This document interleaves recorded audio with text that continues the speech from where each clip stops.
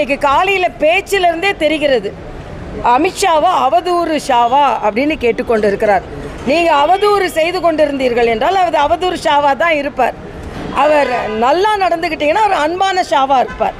நல்லவர்களுக்கு அன்பான ஷாவா இருப்பார். நீங்கள் அவதூறு நீங்கள் நிகழ்த்தி கொண்டிருக்கிறீர்கள் என்றால் அவதூறு பரப்பி கொண்டிருக்கிறீர்கள் அவதூறு ஷாவா தான் இருப்பார். அதனால் அன்பே சிவம் என்பதுதான் எங்களோட ஒரு நோக்கம். மரியாதைக்குரிய அமித்ஷா அவர்கள் எங்களுக்கு ஏற்கனவே மதுரைக்கு வந்து திருச்சிக்கு வந்து எங்களுக்கு மிகப்பெரிய பலத்தை கொடுத்து சென்றிருக்கிறார். அதனால் நாங்கள் எல்லாம் ரொம்ப உற்சாகமாக இருக்கோம். 2026 எங்களுக்கானது, 26 சட்டமன்ற தேர்தல் எங்களுக்கானது. இன்றைக்கி காலையில் முதலமைச்சர் பேசும்போது கேட்டேன், ஷா எத்தனை ஷா வந்தாலும் அவர் அவதூறு ஷா என்று அவருக்கு நான் பெயர் வைக்கிறேன் அப்படின்னு சொல்கிறாரு. நீங்கள் பெயர் வச்சு தான் என்ன ஷா பிரபலம் அடையணும் இல்லை, எல்லாத்தோட 4000 குடமுழுக்கு நடத்தி இருக்கிறோம். பாஜக ஆட்சி செய்கின்ற இடத்துல குடமுழுக்கு நடத்தி இருக்கிறார்களா? சவால் விடுகிறேன் என்று கேட்குற முதலமைச்சர் அவர்களே, இதுவரைக்கும் மத்திய அரசில் ஒரு ஊழல் குற்றச்சாட்டு கூட இல்லை. ஆக நாங்கள் மத்திய அரசை ஊழல் குற்றச்சாட்டு இல்லாமல் நடத்தி கொண்டு இருக்கிறோம். ஊழல் குற்றச்சாட்டு இல்லாமல் திமுக இருக்கிறதா?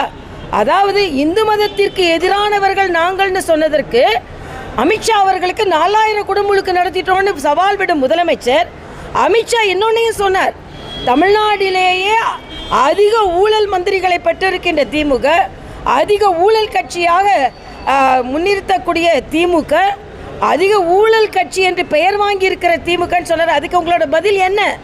சவால் விடுறீங்களே. செந்தில் பாலாஜி மேலே எந்த குற்றமும் இல்லை, ஊழல் வழக்கு இல்லை. நேரு மேலே எந்த ஊழல் வழக்கும் இல்லை. பொன்முடி மேலே எந்த ஊழல் வழக்கும் இல்லை, ஊழலும் இல்லை சொல்ல முடியுமா? ஆக இந்து மதத்தை எதிர்ப்பாளர்னு சொன்னதுக்கு சவால் விடுகிற நீங்கள் ஊழலில் திளைத்து இருக்கிறீர்கள் என்று சொல்வதற்கு எதிர் சவால் விட முடியுமா? ஸ்டாலின் அவர்களே, முடியாது. ஏனென்றால் இங்கே அண்ணன் எடப்பாடி அவர்கள் கொடுத்ததை போல பல லட்சம் கோடி ஊழல் இங்கே நடந்து கொண்டிருக்கிறது. எங்களுக்கும் தெரியும். பாட்டலில் கமிஷன், பதவி அரசாங்க பதவி கொடுக்கறதுல கமிஷன், எல்லாத்துலேயும் கமிஷன். ஆக இன்னைக்கு நீங்கள் விசாரணை கமிஷன், எல்லா கமிஷனையும் வாங்கி கொண்டிருக்கும் நீங்கள் பிற்காலத்தில் விசாரணை கமிஷனையும் சந்திக்க வேண்டி இருக்கும். அது மட்டுமல்ல, இந்து மக்களுக்கு எதிரானவர்கள் என்பது நேற்றைய தினம் மறுபடியும் திருப்பரங்குன்றத்தில் எங்களுக்கு ஆதரவாக, இந்துக்களுக்கு ஆதரவாக தீர்ப்பு வந்த பின்பும் ரகுபதி சொல்கிறார் நாங்கள் மேல்முறையீடு செய்வோம். எல்லாத்துக்கும் மேல் நான் கடுமையான கண்டனத்தை நேற்று நான் சொல்லியிருந்தேன்.